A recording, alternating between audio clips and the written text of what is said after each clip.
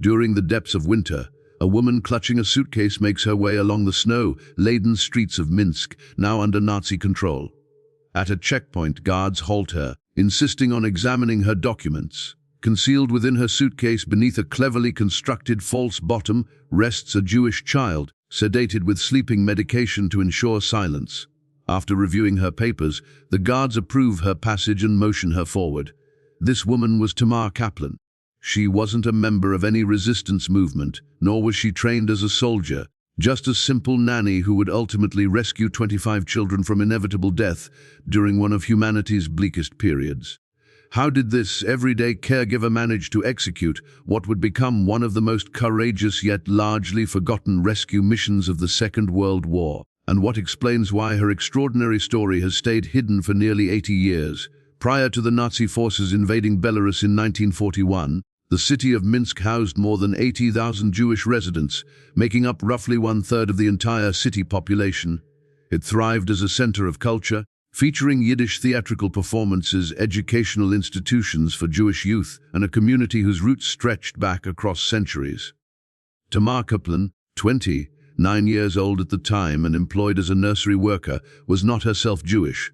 Coming from an impoverished Belarusian household, she had dedicated her life to looking after the children of others, finding employment in numerous private homes and childcare facilities across Minsk. Nothing about her past would have predicted the exceptional bravery she was about to demonstrate. According to all descriptions, she was unremarkable, quiet in demeanor, conscientious in her duties, and recognized solely for her tender approach with young ones, along with her remarkable ability to soothe even the most agitated baby. The German military seized Minsk on the 28th of June 1941, merely 6 days following the launch of Operation Barbarossa targeting the Soviet Union. The takeover was both rapid and merciless. In a matter of weeks, Nazi authorities had created a ghetto in the city's northwestern section, compressing the entire Jewish community into a space meant to accommodate perhaps 10,000 individuals. Living conditions declined swiftly as sustenance grew limited and sickness swept through the densely packed streets. Barbed wire and armed sentries encircled the ghetto, with instructions to fire upon anyone who tried to flee. Fatalities became routine, with corpses occasionally abandoned on the roadways. It was within this landscape of terror that Tamar, whose residence sat just beyond the ghetto perimeter, started formulating what seemed like an unachievable plan. What motivated this unremarkable woman to stake everything? Based on the limited accounts that still exist, it started when she observed Nazi troops executing a young Jewish mother holding her infant. When the woman collapsed, Tamar reflexively rushed forward, gathering up the child before the soldiers had time to respond. Presenting her credentials as a nursery worker, she asserted the child was under her supervision and succeeded in bringing him to her residence. That evening, while holding the newly orphaned baby, something transformed within her. She later shared with a survivor that it felt as though God had placed this child in my arms for a reason. This spontaneous moment of bravery would develop into a systematic operation lasting many months. By the beginning of 1942, the mass executions had grown more severe. Nazi forces carried out frequent action operations, gathering thousands of Jews for execution in the surrounding forests. Tamar understood that time was slipping away. Leveraging her role as a caregiver and her familiarity with the city's orphanage system, she started building a network of protective hiding places and devising progressively clever techniques to extract children from the ghetto. Her plain, ordinary appearance turned into her most powerful asset. Who would ever imagine a humble nanny orchestrating what would become one of Belarus's most effective rescue operations? Yet how did she succeed in saving 25 children directly under the watch of one of history's most brutal regimes? Tamar's techniques developed with every rescue attempt. Her initial extractions were straightforward. She would gain entry to the ghetto under the pretense of gathering laundry from Jewish households where she had been previously employed. German officials frequently permitted non-Jewish laborers to enter for designated tasks, particularly those offering services. Throughout these visits, she would locate children who might potentially be saved. Her selection criteria were tragically practical.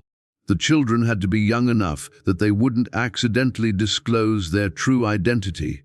ideally with physical characteristics that wouldn't instantly identify them as Jewish by Nazi racial definitions, and most essentially, children whose parents had already perished or who were prepared to surrender their children to offer them an opportunity at survival. Reflecting the desperate circumstances within the ghetto, numerous parents faced the unfathomable decision to entrust their children to this soft-spoken Belarusian woman, fully aware they would probably never encounter them again. The winter spanning 1941 to 1942 ranked among the most frigid ever documented, with temperatures dropping as low as -30 degrees Fahrenheit. Tamar exploited this harsh weather to her benefit. Children were bundled in multiple layers of garments, occasionally sedated with sleeping medication procured from a compassionate pharmacist, then concealed in laundry containers, potato bags, or even within a specially crafted suitcase featuring breathing openings cleverly masked as ornamental features. The severe cold meant guards were disinclined to perform exhaustive searches in the outdoor conditions, frequently offering cursory examinations of her documentation before retreating to warmth. For older children who couldn't fit inside containers, Tamar devised a more intricate arrangement. She acquired chemical dyes for lightening hair color, produced counterfeit documents bearing non-Jewish identities, and instructed the children in basic Christian prayers and practices to assist their blending in. These children would exit the ghetto clasping her hand, assuming the roles of her nieces and nephews visiting their aunt Tamar. By March of 1942, Minsk had transformed into a focal point of the Holocaust throughout Eastern Europe. The killing campaigns escalated as Nazi leadership demanded acceleration of the final solution. The ghetto's population was being methodically eliminated through mass killings, transfers to death camps, and deliberate starvation. Tamar's operation encountered increasing obstacles. Nazi officials had grown suspicious that children were escaping the ghetto, leading to substantially tightened security. Inspection points multiplied, and spontaneous searches grew more rigorous. During one incident, a German shepherd nearly uncovered a 4-year-old boy concealed in a hidden compartment of Tamar's bicycle cart.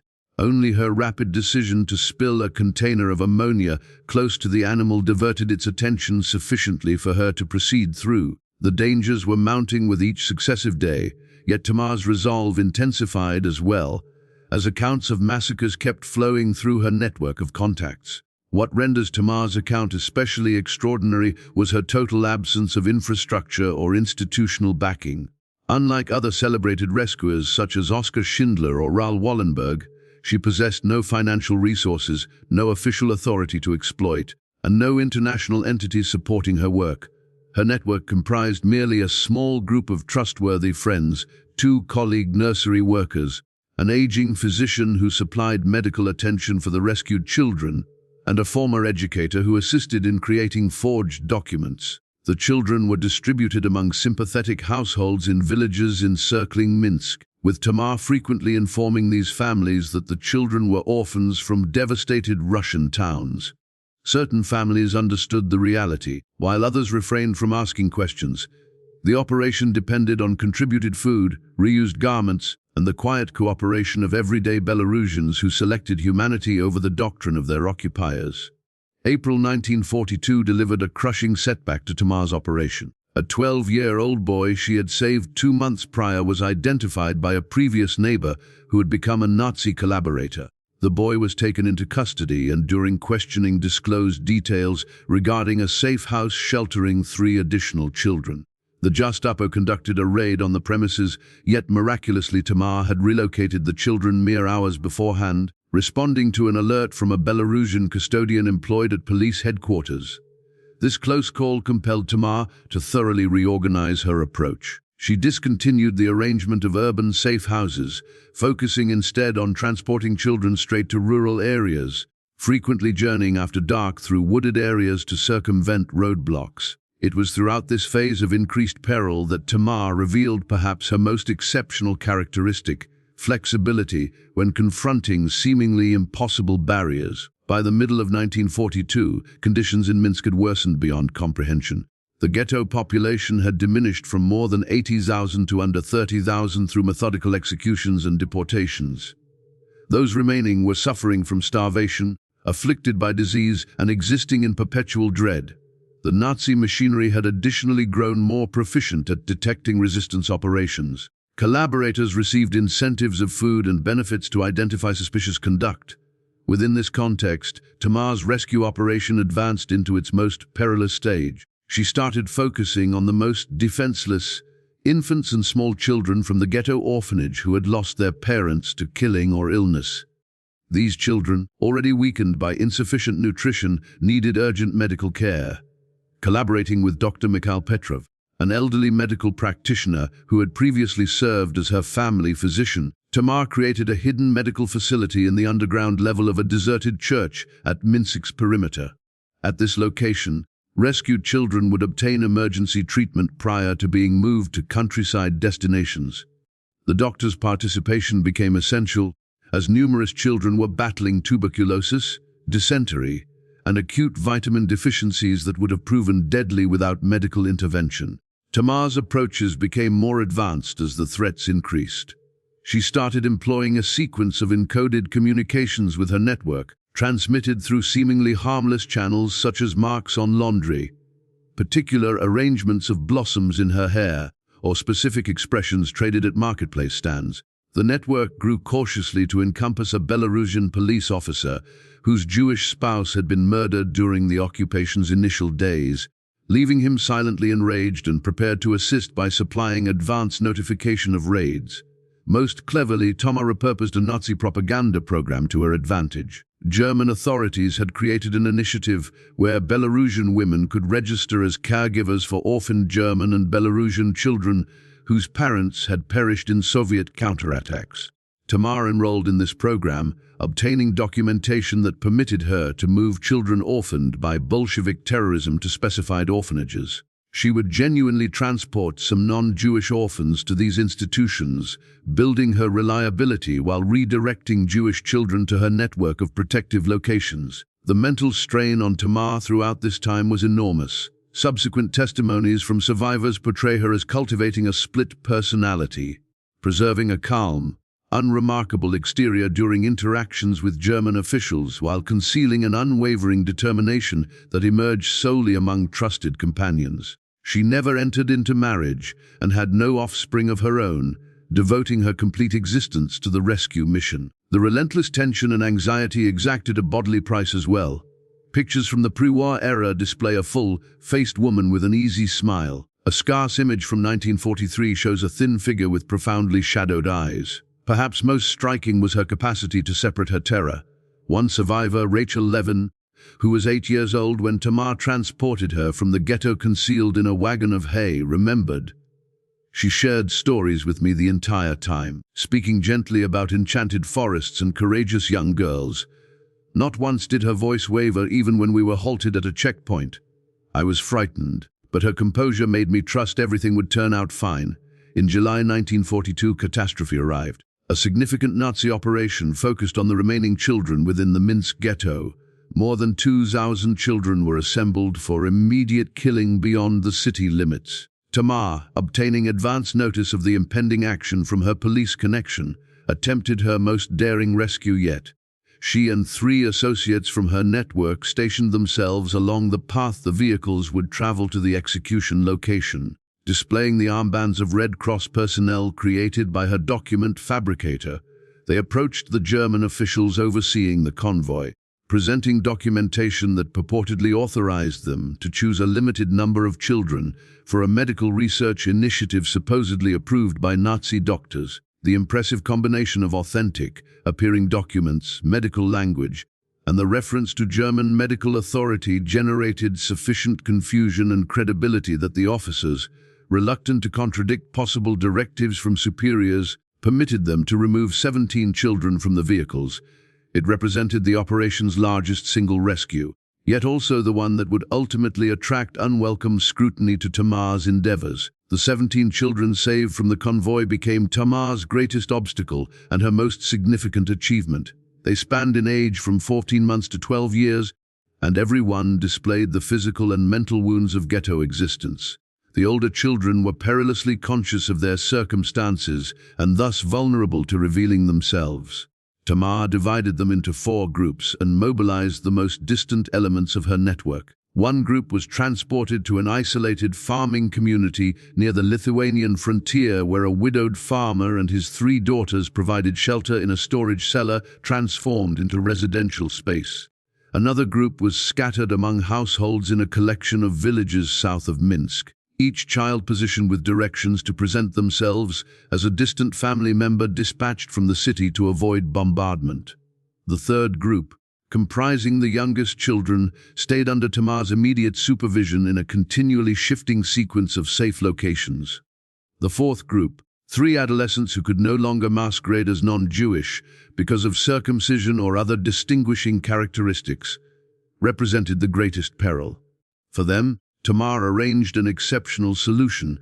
They were concealed in full view as patients within the infectious disease section of a countryside hospital, where the Soviet physician in authority maintained them in isolation under the pretext of quarantine, with notices cautioning of typhus to deter Nazi inspectors. By autumn of 1942, the Gestapo had assembled sufficient evidence to suspect that a network was functioning to transport Jewish children from the ghetto. They didn't possess Tamar's identity, yet they had descriptions of an unremarkable woman in her 30s who showed up regularly at checkpoints. Security protocols intensified, with officials now verifying the documentation of every woman matching that general description. Tamar's reaction was characteristically ingenious. She started masking herself as an aged woman hunched and shuffling, with her face mostly hidden by headscarves. During other instances, she presented herself as an expectant woman utilizing the padded stomach to hide documents or compact medical provisions. Most audaciously, she occasionally embraced the role of a mentally impaired woman, taking advantage of Nazi disdain for the disabled to become essentially invisible to them, as they generally avoided engagement with those they regarded as defective. This psychological awareness, recognizing that Nazi ideology caused them to perceive what they anticipated seeing, became among her most effective instruments. The price of Tamar's efforts extended beyond the persistent peril. Her modest apartment had been searched twice, compelling her to relinquish any fixed residence. Her limited savings were depleted on bribes, counterfeit papers, and necessities for the children. She survived on whatever nourishment her network could provide, frequently going without food to guarantee the children consumed. Her physical condition declined as winter returned once more, with a continuous cough that she couldn't obtain treatment for, dreading detection. Most agonizingly, she had been compelled to break all communication with her elderly mother in a neighboring village, understanding that any link to her family might endanger them. A diary excerpt retrieved following the war discloses her psychological condition during this interval. "I dreamt of the children I couldn't save last night. Their faces look at me from every shadow. I must focus only on those I can still reach. God forgive me for those I cannot." As 1942 approached its conclusion, the circumstances in Belarus grew even more turbulent. Soviet partisan operations had heightened in the rural regions, triggering severe Nazi retaliation against villages suspected of sheltering resistance combatants. This generated both fresh dangers and fresh possibilities for Tamar's network. Villages under accusation were subjected to comprehensive searches, jeopardizing hidden children. Yet the expanding partisan presence additionally offered potential new evacuation paths for older children who could no longer be securely hidden. Tamar formed preliminary communication with a partisan division functioning near the Naliboki forest, coordinating for 3 teenagers from her network to be escorted to their encampment.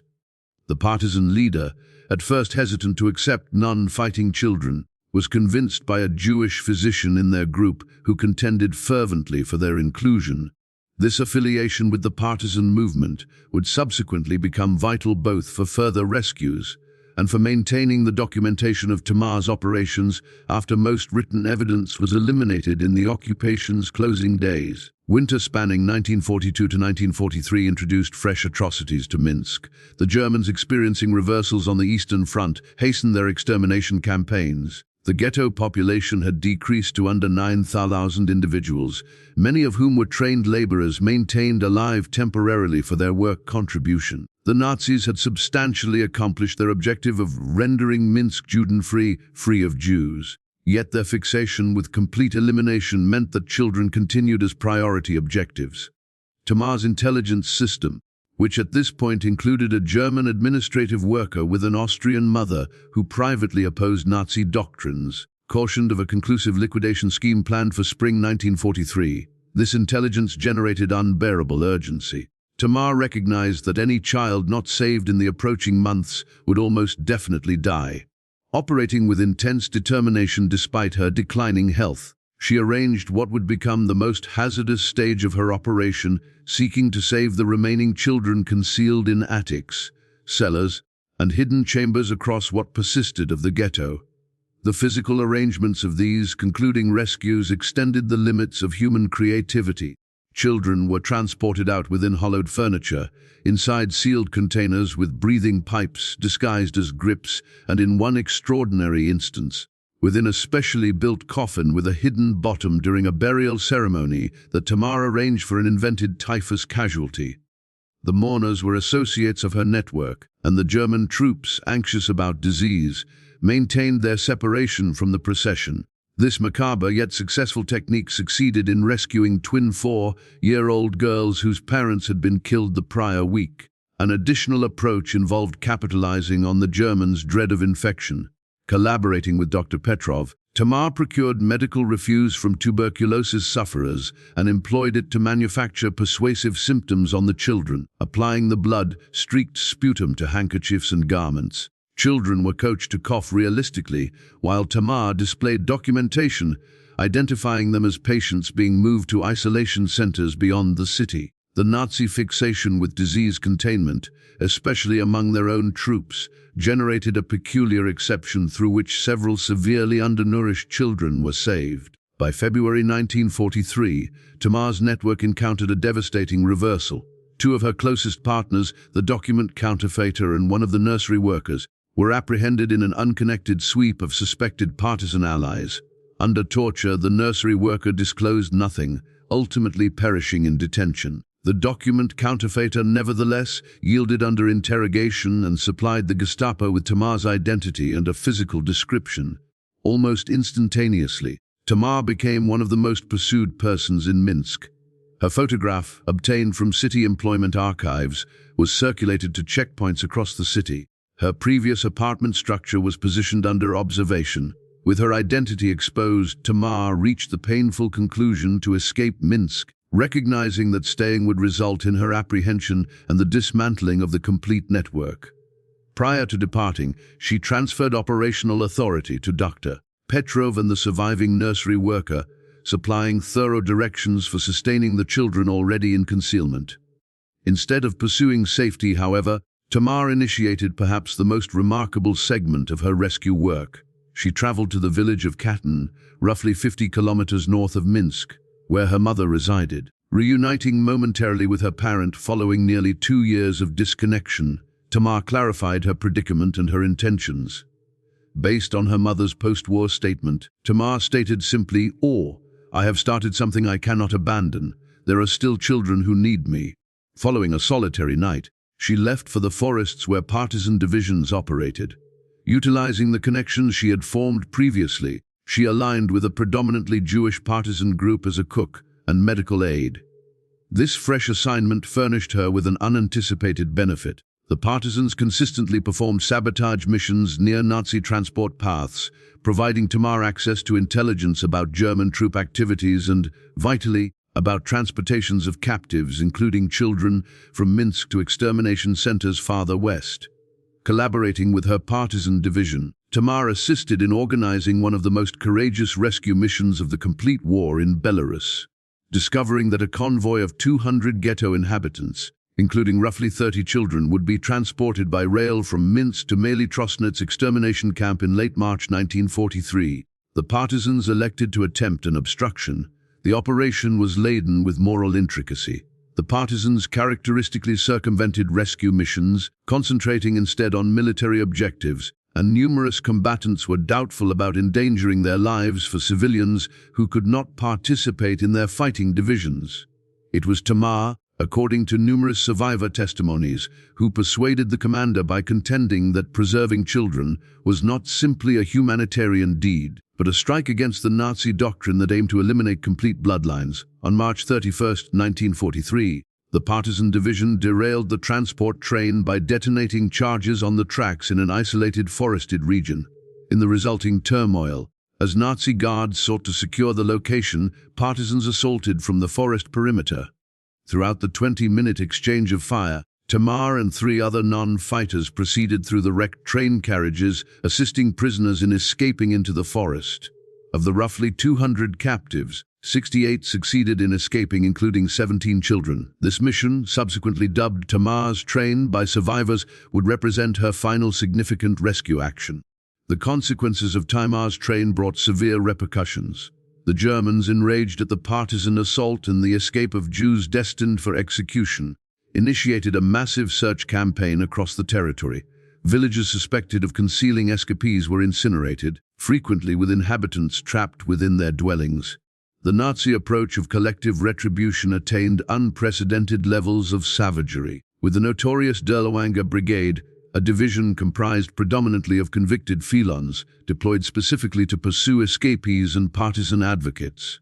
For Tamar, the weeks succeeding the train rescue were a nightmare of perpetual displacement. She escorted several of the saved children through swamps and forests to arrive at safe houses that continued functioning in remote villages. The expedition was terrible, traveling exclusively after nightfall, wading through icy wetlands to prevent leaving tracks, and preserving complete silence for extended periods. One 6-year-old boy saved from the train subsequently described how Tamar transported him on her back for 3 nights when his legs failed from exhaustion, all while confronting her own deteriorating tuberculosis, apparent from the bloody handkerchief she attempted to conceal from the children. By May 1943, the German anti-partisan campaigns had rendered Tamar's situation with the forest combatants unsustainable. Her continual cough risked disclosing their locations during concealment, and her worsening health made it progressively difficult for her to maintain pace with the division's movements.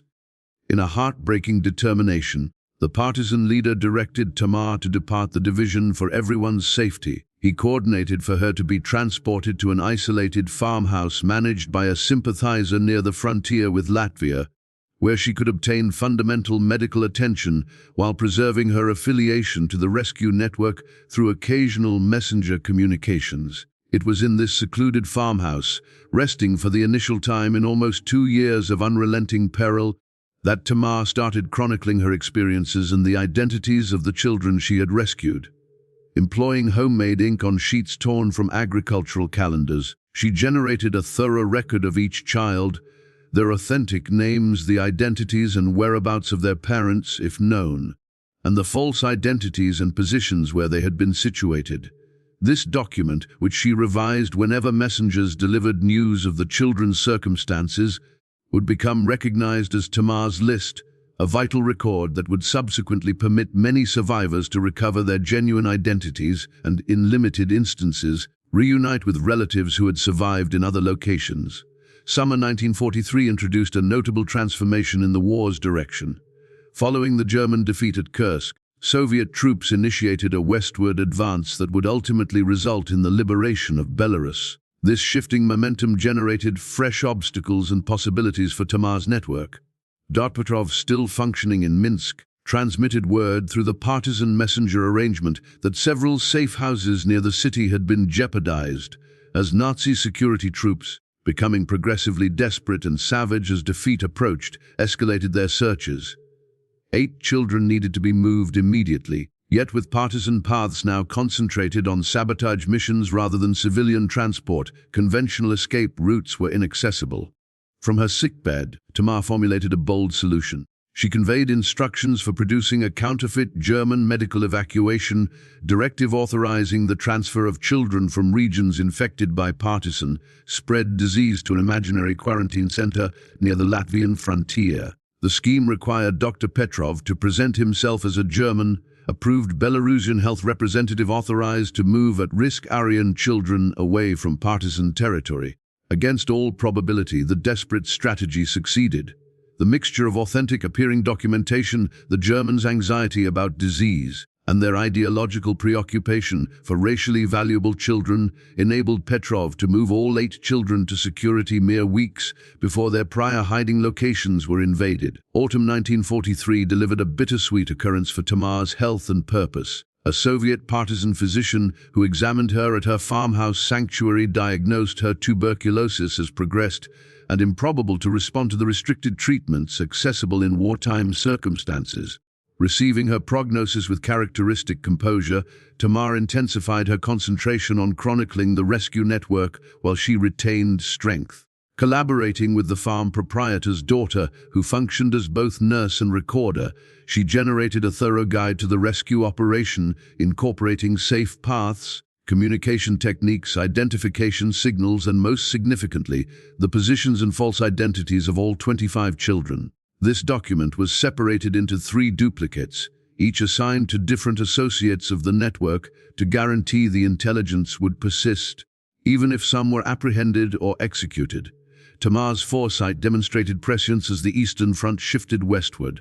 The turmoil of changing battle boundaries, withdrawing German troops, and progressing Soviet forces generated severe peril for concealed Jewish children. Some households who had protected children escaped westward preceding the Soviet advance, transporting their charges with them. Others, anxious about punishment from withdrawing Nazi forces if found hiding Jews, abruptly deserted their communities, abandoning rescued children in precarious circumstances. Tamar's documentation furnished the network with the essential intelligence required to find and safeguard these children throughout the war's turbulent concluding stage. As 1943 approached its end, Tamar's physical state declined swiftly. The mixture of tuberculosis, insufficient nutrition, and the accumulated trauma of 2 years of perpetual tension had exacted an insurmountable cost. Nevertheless, even as her body deteriorated, her mind stayed concentrated on the children. In December, discovering that Soviet forces would probably arrive at her territory within months, she commenced preparing thorough letters to the approaching Soviet officials, recognizing the rescued children and promoting their protection and reunion with any surviving relatives. She was especially troubled about the children's legal standing in the post-war interval, understanding that without appropriate documentation of their authentic identities, they might permanently lose affiliation to their heritage and any inheritance claims from their family's assets. Operating through waves of fever and progressively frequent episodes of bloody coughing, she dictated these appeals with exact details about each child's authentic name, birth date, and family history. Her farmhouse guardians, profoundly affected by her selfless concentration, even confronting death, pledged to transmit these documents to Soviet representatives when liberation arrived. The harsh winter of early 1944 delivered Tamar's ultimate crisis and perhaps a most significant moral examination. In February, a messenger from the partisan division appeared with troubling information. A collaborator had divulged intelligence about 3 Jewish children concealed in a village soon to be in the trajectory of withdrawing German forces recognized for scorched earth strategies. The children were in immediate jeopardy, yet with the partisan division participating in a significant sabotage mission, no combatants could be allocated for a rescue operation. The messenger had arrived requesting Tamar's counsel, not anticipating her direct participation. To everyone's astonishment, Tamar demanded on proceeding herself. Despite being so weakened, she could scarcely traverse a room without help. Against the frantic protests of her caretakers, she declared simply, "These may be the last children I can save. I must try." Wrapped against the cold and aided by the messenger, Tamar abandoned the security of her sanctuary one ultimate time, journeying by farm sled to the threatened village approximately 15 kilometers distant. The expedition, which would have been demanding even for a robust individual in winter circumstances, was an exceptional demonstration of human determination overcoming physical restrictions. What transpired in that village would subsequently be assembled from testimonies by local observers and one of the children present. Reaching near daybreak, Tamar discovered the village already in pandemonium, with inhabitants hurriedly gathering possessions as information circulated of nearing German forces merely hours distant. The 3 Jewish children, siblings aged 4, 7, and 9, were being maintained in the storage cellar of a farmhouse at the village perimeter, their guardian having already escaped in alarm. Proceeding with remarkable strength summoned from some profound internal reservoir, Tamar arranged an evacuation, persuading a hesitant farmer to provide his horse and wagon with the assurance that Soviet officials would subsequently acknowledge his cooperation. She fashioned a hiding space for the children underneath sacks of potatoes. As they labored, the remote sound of German vehicles grew audible. In a conclusive, desperate maneuver, Tamar did not conceal herself with the children, but instead elected to stay visible, sitting atop the wagon as a diversion. Her reasoning was tactical and selfless. Understanding her illness was terminal irrespective, she concluded that if halted, she alone would be seized, permitting the partisan messenger operating the wagon to potentially flee with the concealed children during any disorder. The modest convoy had journeyed scarcely 2 kilometers from the village when they met a German motorcycle patrol, advance scouts for the larger withdrawing force. What occurred next has attained an almost mythical standing among survivors of Tamar's network, as described by the partisan messenger who observed it. Tamar engaged the German patrol commander in dialogue, asserting to be a simple farm woman evacuating root vegetables before the combat reached her property. When the doubtful officer demanded to examine the wagon, Tamar commenced coughing intensely, intentionally spraying bloody sputum that spattered the officer's uniform. Yelling about disease, she lurched toward him in evident delirium, generating a moment of pandemonium and disgust that the messenger exploited to strike the horse into abrupt movement. In the confusion, as the Germans instinctively withdrew from the seemingly disease-afflicted woman, the wagon broke free. The patrol, following a moment of uncertainty, fired upon Tamar repeatedly as she remained positioned in the road. The messenger, concealing the children, succeeded in reaching the forest and ultimately delivered them to security. All three survived the war. Tamar Kaplan did not. Her body was abandoned where it fell, subsequently interred in an unidentified grave by villagers following the Germans' passage. News of Tamar's ultimate sacrifice circulated rapidly through the resistance network. In a scarce and moving gesture, the Jewish partisan commander directed a traditional morning prayer recited for her, announcing, "She was not born a Jew, but she died as righteous among nations." Petrov, upon obtaining the information in Minsk, appended a concluding entry to one copy of Tamar's documentation. She rescued the children until nothing remained to offer except her own life. The Soviet troops that freed the territory in July 1944 encountered Tamar's farmhouse guardians, who reliably presented her carefully crafted documents. A Red Army Jewish officer who examined the materials was allegedly affected to the point of tears, proclaiming, "When we calculate what was lost in this war, we must also calculate what was preserved. This woman's identity must be remembered." Yet, despite this declaration, the turmoil of the war's conclusion and the subsequent Soviet approaches would collaborate to bury Tamar's account beneath strata of official history that highlighted collective heroism above individual deeds, especially those with religious or ethnic aspects. Her exceptional bravery would stay predominantly unknown beyond the circle of survivors and their descendants for many decades ahead. The immediate conclusion of the war introduced a fresh chapter of difficulties for the children Tamar had rescued. As Soviet forces established control throughout Belarus, the intricate process of deciding the destiny of orphaned children commenced. The Soviet methodology was influenced by both practical considerations and ideological principles. The pressing necessity to provide care for innumerable war orphans balanced against the state philosophy that emphasized collective identity above religious or ethnic differences. For the Jewish children concealed under fabricated identities, this created a significant predicament. Tamar's comprehensive records, which had reached Soviet officials through her farmhouse caretakers, furnished vital documentation of their authentic identities. Nevertheless, the Soviet representatives processing orphaned children were frequently indifferent to these religious and cultural differences, concentrating instead on positioning children in state orphanages where they would be raised as Soviet citizens first and foremost. Certain officials, motivated by persistent anti-Semitism or passionate communist ideology, actively discouraged attempts to recognize Jewish orphans as a separate group necessitating special consideration for their cultural inheritance. The surviving associates of Tamar's network, directed by Dr. Petrov and the nursery worker who had escaped capture, confronted an uphill struggle in the post-war environment. Operating cautiously within the Soviet system, they sought to guarantee that Tamar's rescued children would be reconnected with any surviving relatives, and where no family persisted, positioned with Jewish families or organizations rather than absorbed within the general population of war orphans. Their attempts were complicated by the harsh reality that for most of these children, complete extended families had been eradicated, leaving no blood relatives to claim them. The Jewish communities of Belarus and surrounding territories had been so completely devastated, with more than 90% of Belarusian Jews murdered throughout the Holocaust, that the traditional community frameworks that might have absorbed orphans had predominantly ceased to function.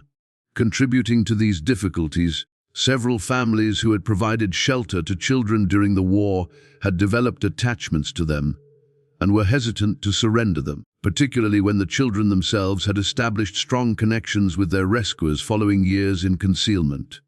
By late 1945, the destiny of Tamar's 25 children had separated along multiple trajectories. 7 children had been reunited with surviving relatives, parents who had evacuated to the Soviet interior before the Nazi occupation, aunts and uncles who had survived in partisan divisions, or in one exceptional instance, a mother who had survived Auschwitz and returned to search for her family. 8 children continued with the Belarusian families who had protected them during the war, with varying degrees of acknowledgement of their Jewish heritage. These arrangements were occasionally formalized through adoption, though in countryside regions such legalities were often managed informally.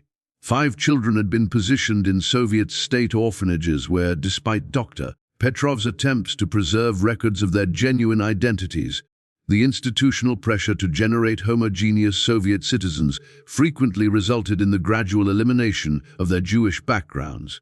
The remaining 5 children had been discovered by representatives of Jewish organizations functioning under the restricted tolerance of Soviet authorities, who coordinated for them to be transported to newly created Jewish orphanages in Moscow, Leningrad, and subsequently the emerging State of Israel. The struggle to maintain the memory of Tamar's deeds confronted similar obstacles in the post-war Soviet context. The official Soviet narrative of the Great Patriotic War highlighted collective resistance under communist leadership, with individual heroes celebrated chiefly when they aligned neatly into ideological structures. Tamar's account, a non-Jewish woman endangering everything to rescue Jewish children specifically because of their religious identity, did not correspond with the preferred narrative of unified Soviet peoples combating fascism without internal ethnic differences. Dr. Petrov made numerous attempts to have her acknowledged officially, submitting documentation to various Soviet historical commissions in the late 1940s. His attempts encountered bureaucratic apathy or explicit obstruction, with one party official supposedly commenting that highlighting the rescue of Jewish children specifically undermines the shared suffering of all Soviet peoples under fascism. Contributing to the obstacle, the progressively anti-Semitic policies of late Stalinism made any emphasis on Jewish victimhood or rescue politically questionable. By the early 1950s, with Stalin's anti-cosmopolitan campaign targeting Jewish cultural figures and the fabricated doctors plot generating a climate of anxiety, even private conversations of Holocaust rescue attempts became perilous. The physical evidence of Tamar's heroism encountered similar erasure. The farmhouse where she had spent her concluding months and produced her vital documentation was repurposed as a collective farm administrative structure with no memorial or marker. The village where she made her final stand and sacrifice was reconstructed following wartime destruction without any acknowledgement of the events that had occurred there. The 3 copies of her rescue network documentation encountered different destinies. One was seized during a routine Soviet security examination of war documents and vanished into state archives. One stayed hidden with Dr. Petrov, who feared political consequences if it was uncovered, and the third traveled through underground channels to Jewish historical preservation initiatives outside the Soviet Union. This third copy, transported first to Poland and then to Israel in 1950, would ultimately become the seed from which Tamar's account would be rediscovered decades afterward. Meanwhile, across Belarus, Ukraine, and Russia, thousands of mass grave locations and killing sites remained unmarked, with Soviet authorities reluctant to recognize the specifically anti-Jewish character of much of the Nazi genocide. In this atmosphere of enforced forgetting and historical revision, the memory of Tamar Kaplan's remarkable courage was maintained primarily through the quiet, private recollections of those she had rescued and their descendants. The Cold War decades cast an extended shadow over Holocaust memory, especially stories like Tamar's that had been absorbed within Soviet historical narratives. Throughout the 1950s and 1960s, the rescued children matured into adulthood, many unaware of their own histories or of the woman who had saved them.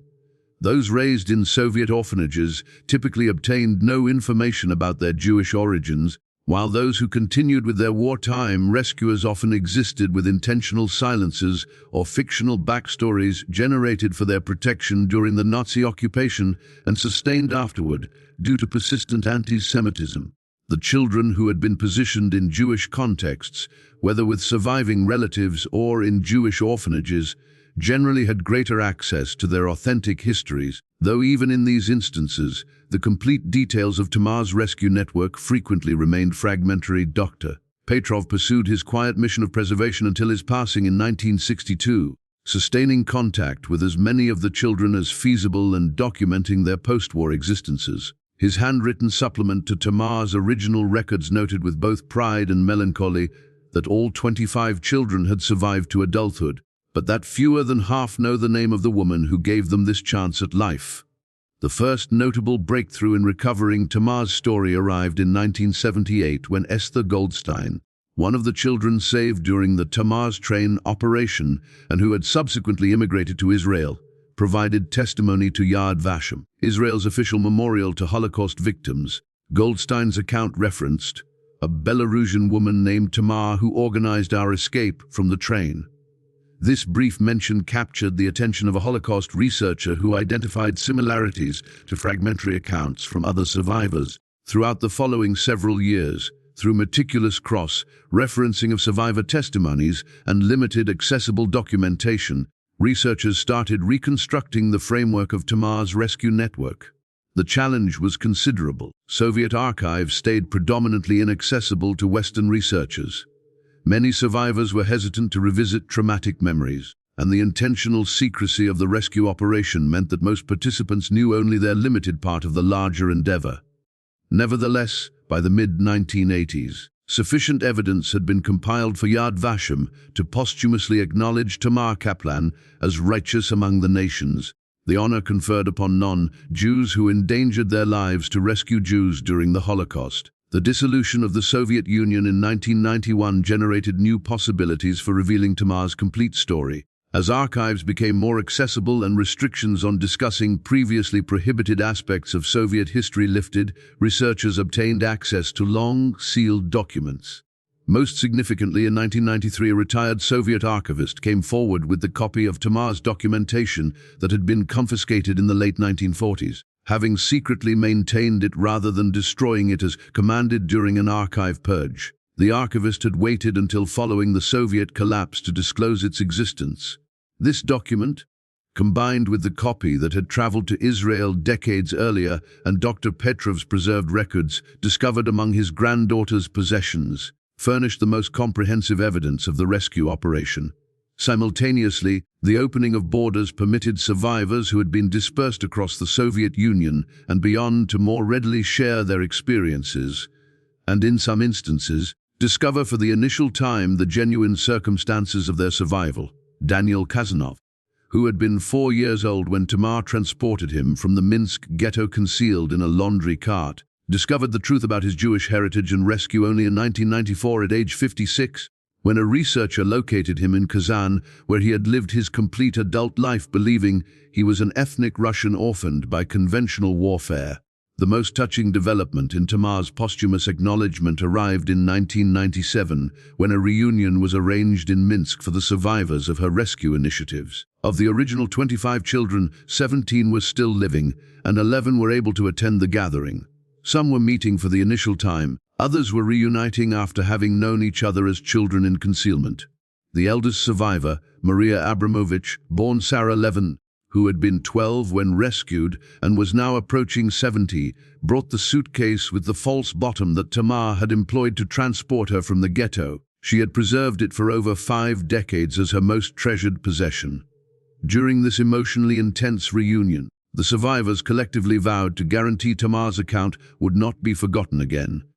They founded the Tamar Kaplan Memorial Foundation, dedicated to documenting rescue initiatives during the Holocaust and supporting contemporary child welfare programs. In a symbolic gesture of tremendous significance, they coordinated for a proper headstone to be positioned at the approximate location of Tamar's unmarked grave, inscribed with a line from the Talmud that had assumed special resonance in Holocaust remembrance: "Whoever saves a life saves an entire world." Despite these initiatives at recovery and acknowledgement, Tamar's story stayed relatively unknown compared to better-known Holocaust rescuers like Oskar Schindler, Raoul Wallenberg, or Irina Sendler. Several factors contributed to this continued semi-obscurity: the restricted documentation that survived Soviet censorship, the fact that Tamar had no descendants to champion her memory, the complexity of Holocaust remembrance in post-Soviet states where competing narratives of victimhood and heroism often marginalized specifically Jewish experiences, and perhaps most significantly, the modest scale of her achievement compared to rescuers who saved hundreds or thousands. Yet those acquainted with the details of her operation contend that it is precisely the intimate, individual character of Tamar's rescue initiatives that makes her account so compelling. Unlike industrialists or diplomats who could exploit institutional positions, Tamar was an ordinary working woman with no special resources or authority who nevertheless generated an entire underground network through sheer moral courage and resourcefulness. As Holocaust historian Deborah Lipstadt noted during a 2002 lecture referencing Tamar's case, in some ways, it is easier to imagine organizing a rescue from a position of privilege than to comprehend how a woman of no particular social standing or wealth could achieve what she did. Her story reminds us that moral greatness can emerge from the most unlikely sources, and that the choice to act righteously was always available, even in the darkest circumstances.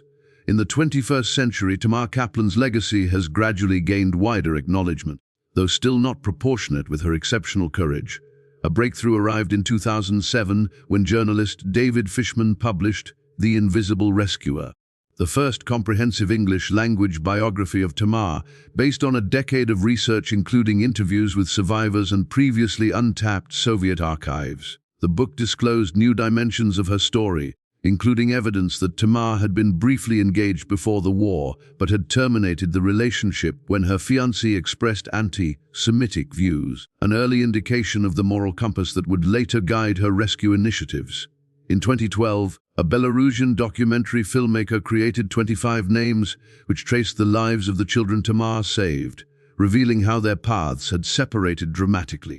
From a renowned Moscow physicist to an Israeli military officer to an American businessman who had only learned of his Jewish heritage in his 50s, the film won awards at several international festivals and brought Tamar's story to audiences who had never encountered it before.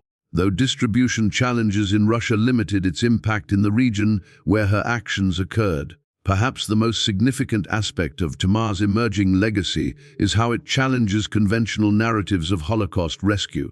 Unlike rescuers motivated by religious conviction or political opposition to Nazism, Tamar appears to have been driven by a simpler, more fundamental human response to suffering. The limited personal writings that survive suggest she viewed her actions not as heroic but as necessary, the only possible response a decent person could have to the horrors unfolding around her. This perspective offers a powerful counterpoint to the frequently asked question of why more people didn't assist Jews during the Holocaust. As Ruth Kleinman, one of the children saved by Tamar and later a professor of ethics at Hebrew University, observed, Tamar never questioned whether she should help. She only focused on how. In this, she shifts our understanding from asking why so few rescued to asking what specific circumstances enable ordinary individuals to act extraordinarily. This framing has made Tamar's story particularly valuable in contemporary Holocaust education, where her example is increasingly employed to discuss moral choice and individual responsibility in times of collective violence.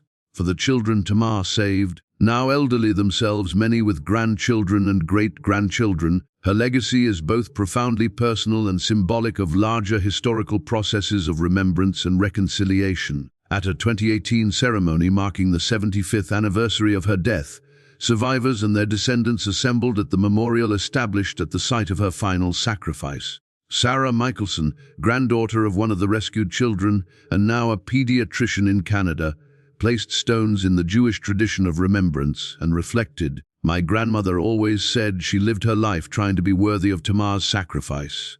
Our family now numbers 28 people across 3 generations, all of us existing because of one woman's courage. When people ask if one person can make a difference, I think of Tamar's 25 children who became hundreds of descendants, doctors, teachers, artists, parents, all contributing to the world because she refused to be a bystander.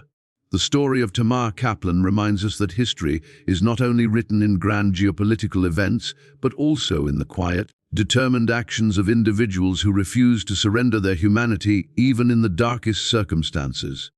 As Belarus and other post-Soviet nations continue to grapple with the complexities of Holocaust remembrance, Tamar's story offers a bridge between competing narratives, acknowledging both the particular Jewish tragedy of the Holocaust and the universal human capacity for compassion that transcends ethnic and religious boundaries. In a world still struggling with anti-Semitism and other forms of hatred, the example of an ordinary nursery worker who saved children not because of ideology, but simply because it was the right thing to do offers a powerful reminder that the choice to act with courage and compassion is available to everyone in every circumstance. As one of her rescued children, now in his 80s, simply stated, Tamar showed us that even in hell, angels can appear in the most ordinary disguises.